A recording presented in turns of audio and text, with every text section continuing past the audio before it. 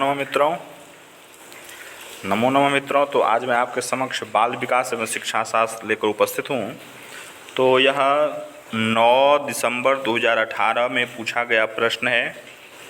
तो इससे पहले जो भी आपको 2019 में 2 एग्ज़ाम हुआ है सीटेट का, उसका जो CDP है बाल विकास से पूछा गया प्रश्न जो है वो आपको प्लेलिस्ट में मिल जाएगा। और 2018 का 9 दिसंबर 2018 को जो एग्ज़ाम हुआ अभी हम लोग उसको करेंगे। तो इसी तरह क्रमशः 2011 तक को हम करेंगे इसमें, और सब एक एक CDP का वीडियो आपको प्लेलिस्ट में मिल जाएगा। ठीक है, तो उससे आप लाभ उठाएं। यदि सब्सक्राइब नहीं किए हैं तो सब्सक्राइब कर दें चैनल को। और फिर क्योंकि इसके बाद फिर SST का देंगे, फिर हिंदी का, फिर संस्कृत का, फिर इंग्लिश का, तो इस टाइप से फिर मैथ का भी देंगे, फिर EVS का देंगे, पर्यावरण का इत्यादि चलेगा। तो चलिए प्रश्न में हम लोग सबसे पहले कह रहा है कि सृजनात्मकता को रिक्त की अवधारणा से संबंधित माना जाता है।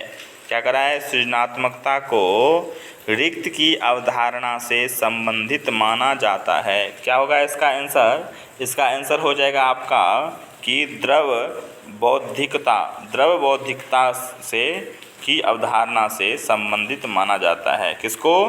तो सृजनात्मकता को। ठीक है, चलेंगे फटाफट चलेंगे हम लोग क्वेश्चन नंबर 2 को देखेंगे। क्वेश्चन नंबर 2 में कह रहा है, क्या कह रहा है क्वेश्चन नंबर 2 कि किसी भाषा के स्वीकृत ध्वनि संयोजनों को इसके रिक्त नियमों के अंतर्गत बताया जाता है। ठीक, किसी भाषा के स्वीकृत ध्वनि संयोजनों को इसके रिक्त नियमों के अंतर्गत बताया जाता है। तो आपका यहाँ 2 नंबर है क्वेश्चन, तो 2 नंबर का क्या हो जाएगा? आंसर हो जाएगा आपका 4, संस्कृति प्रभावित। ठीक है, नेक्स्ट में चलेंगे।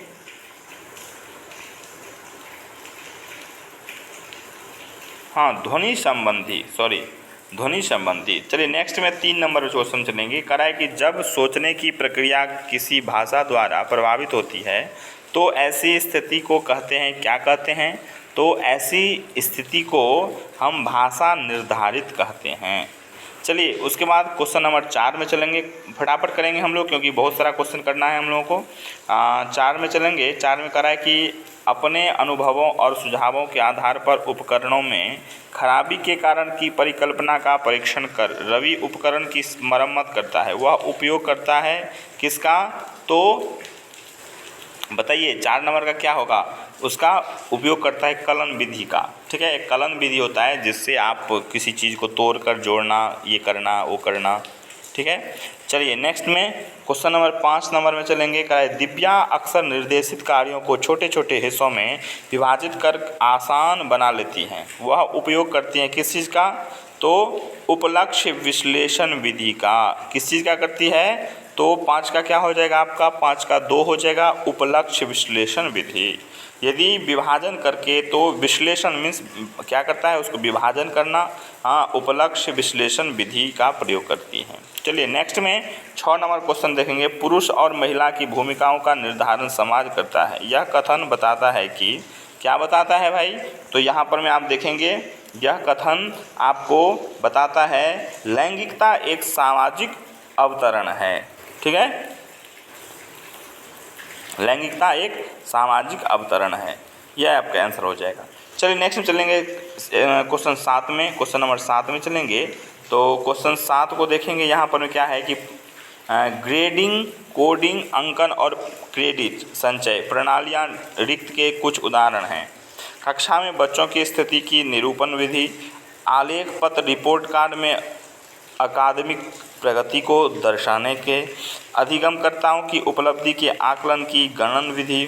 ठीक, या परीक्षा के उत्तर पत्रों के मूल्यांकन की प्रक्रिया। बताइए क्या हो जाएगा? 7 का हो जाएगा आपका 3 हो जाएगा, अधिगमकर्ताओं की उपलब्धि के आकलन की गणन विधि।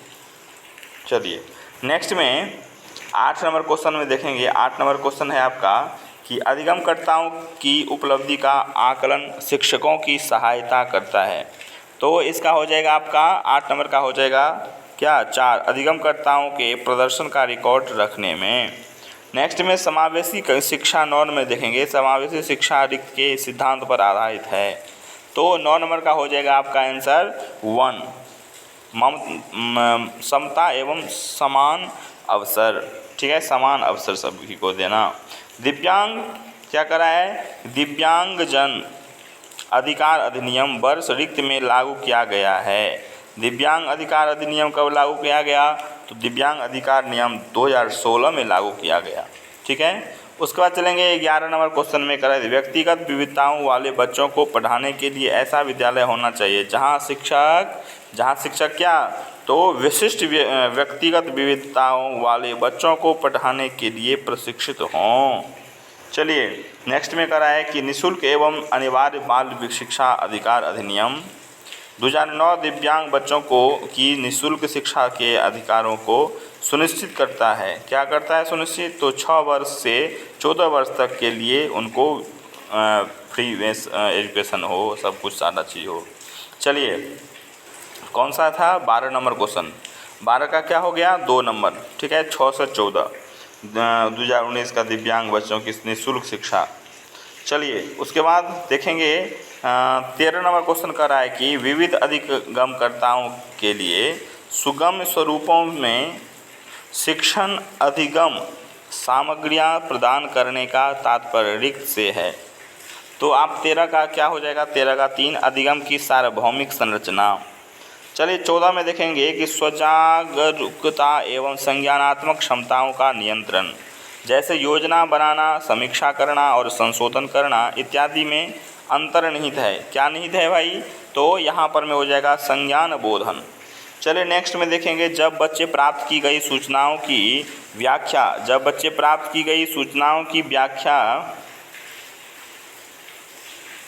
करने के लिए अपने अनुभवों के आधार पर सोचते हैं तो उसे रिक्त कहा जाता है। क्या कहा जाता है, रिक्त कहा जाता है, तो सृजनात्मक सोच कहा जाता है। ठीक है, चलिए नेक्स्ट में हो जाएगा आपका अधिगमकर्ताओं को व्यक्तिगत क्षमता के आधार पर उनकी कठिनाइयों के विभिन्न स्तरों को ध्यान में रखते हुए पढ़ाने की विधि को रिक्त कहा जाता है।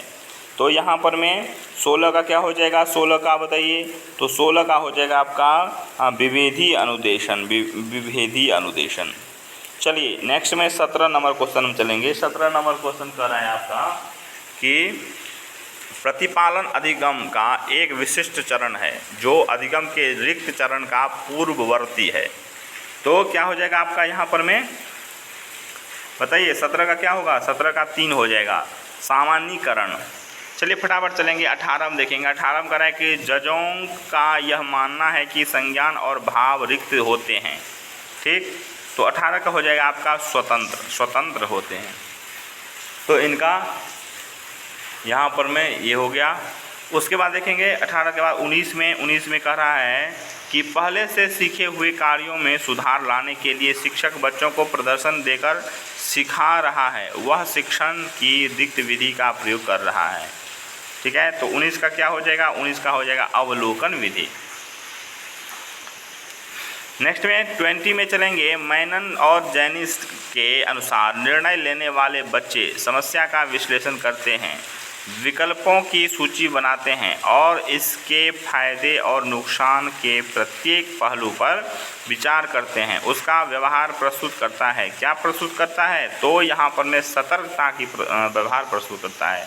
21 को देखेंगे। एक समस्या सुधारक बच्चा रिक्त विचार के आधार पर कथनों की सच्चाई या संभावना का मूल्यांकन करता है। तो क्या हो जाएगा उसका आंसर, 20 का मतलब 21 का आंसर हो जाएगा क्या, 21 का हो जाएगा तार्किकता का यहाँ पर में प्रभाव होता है। ठीक है, 21 का हो गया। अब चलेंगे हम 22 में। जिस दिए गए कार्य को करते समय बच्चे स्वयं आनंद लेते हुए अनुभव प्राप्त करते हैं उसे रिक्त कहा जाता है। उपभोक्ता प्रकार का कार्य, निर्माणात्मक प्रकार का कार्य, समस्यात्मक प्रकार का कार्य या ड्रीम और अभ्यास कार्य। बताइए फटाफट बताइए क्या हो जाएगा इसका। वयस्कार, ड्रीम और अभ्यासकार। अभ्यासकार जैसे ही जुड़ा तो यहाँ पर समझिए पॉजिटिव शब्द है। चलिए, बहुसंवेदी शिक्षण अधिगम की प्रविधि में अधिगम संवर्धन हेतु दृश्य, श्रव्य, स्पर्श और रिक्त संवेदनाओं का एक साथ प्रयोग किया जाता है। इसका क्या हो जाएगा? 23 का क्या हो जाएगा? 23 का आपका हो जाएगा 23 का गतिबोधक। चलिए, यहाँ गतिबोधक शब्द का प्रयोग आपका हो जाएगा। 24 में चलेंगे। शरीर के केंद्रीय भाग से परिधियों या अग्रांगों की ओर का विकास दर्शाता है। क्या विकास दर्शाता है? कि शरीर के केंद्रीय भाग के परिधियों, केंद्रीय भाग या अग्रांगों की ओर का विकास दर्शाता है। तो यहाँ मध्यबाह्य विकास के सिद्धांतों को, ठीक है, मेरे ख्याल से यही देखिए आप। 24 नंबर का क्या हो जाएगा? 24 का हो जाएगा विकेंद्रीय विकास के सिद्धांत, ठीक है। 24 का आपका हो जाएगा 1। 25 में देखेंगे। स्कूल बच्चों के समाजीकरण की एक ऐसी संस्था है जहां क्या प्रमुख स्थान स्कूल की दिनचर्या का होता है, प्रमुख स्थान स्कूल की गतिविधियों का होता है, प्रमुख स्थान स्कूल के शिक्षकों का होता है या प्रमुख स्थान स्कूलों के बच्चों का होता है। यहाँ 25 का क्या हो जाएगा? 25 का बच्चों का यहाँ प्रमुखता होती है, ठीक है। चलिए, 4 हो जाएगा इसका आंसर। 26 में जाएंगे। जब आप एक शिक्षक समूह से जुड़ जाते हैं और अपने समूह के अन्य लोगों की ही तरह पोशाक धारण करने लगते हैं तो आप प्रदर्शन कर रहे होते हैं। क्या? समूह आज्ञाकारिता या समूह निर्देशन अनुपालन का या समूह की अनुरूपता का या समूह की पहचान का? बताइए क्या हो जाएगा? आज्ञाकारिता नहीं होगा, समूह निर्देश अनुपालन नहीं होगा। यहाँ 2 में ऑप्शन में से एक होगा कोई, 3 समूह की अनुरूपता का या समूह की पहचान का। तो बताइए यहाँ पर में क्या हो जाएगा? तो यहाँ समूह की पहचान का, समूह की अनुरूपता, समूह की अनुरूप नहीं आप कर रहे हैं, ठीक है। तो समूह की पहचान, आप उस समूह में रह रहे हैं तो उसकी पहचान आप कर रहे हैं, ठीक। किसी वस्तु के स्थायित्व की अवधारणा पियाजे के विकास के रिक्त चरण में प्राप्त हो जाती है। पूर्व परिचालन या मूर्त परिचालन या औपचारिक परिचालन या संवेदी गामक। यहाँ संवेदी गामक हो जाएगा, पियाजे का संवेदी गामक हो जाएगा। चलिए नेक्स्ट में देखेंगे व्यक्ति, और 2 ही 3 क्वेश्चन बच गया है। व्यक्तिगत शिक्षा कार्यक्रम की योजना रिक्त के संदर्भ में बनाई जाती है। बताइए इसमें क्या हो जाएगा? तो 28 का हो जाएगा आपका बाल केंद्रित शिक्षा कार्यक्रम। व्यक्तिगत शिक्षा कार्यक्रम की योजना रिक्त के संदर्भ में बनाई जाती है, तो बाल केंद्रित शिक्षा कार्यक्रम। 29 में रिक्त महीनों की आयु के बीच अधिकांश बच्चे शब्दों को मिलाकर छोटे छोटे वाक्यों में बोलना शुरू कर देते हैं। तो यहाँ क्या हो जाएगा? 29 का क्या हो जाएगा? बताइए। 29 का हो जाएगा 18 से 24, मतलब 1.5 से 2 साल के अंदर क्या करते हैं बच्चे? छोटे छोटे शब्द वाक्यों में बोलना शुरू कर देते हैं, ठीक है, शब्दों को। लास्ट में 30 नंबर क्वेश्चन देखेंगे। कह रहा है कि बुद्धि लब्धि या IQ की अवधारणा दी गई है थी। तो इसका बुद्धि लब्धि और IQ किसने दिया था? स्टर्न, बिने या टर्मन या गैल्टन। तो मेरे ख्याल से यहाँ पर में 30 का हो जाएगा 1 ही होगा, क्योंकि बिने ने दिया था बुद्धि लब्धि का IQ का, ठीक है।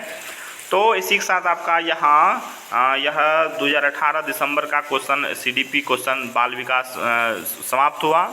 तो ये सब के सब आपको 2011 से 2019 तक का जो भी वीडियो है CDP और सोशल साइंस, ये सब आपको प्लेलिस्ट में मिल जाएगा।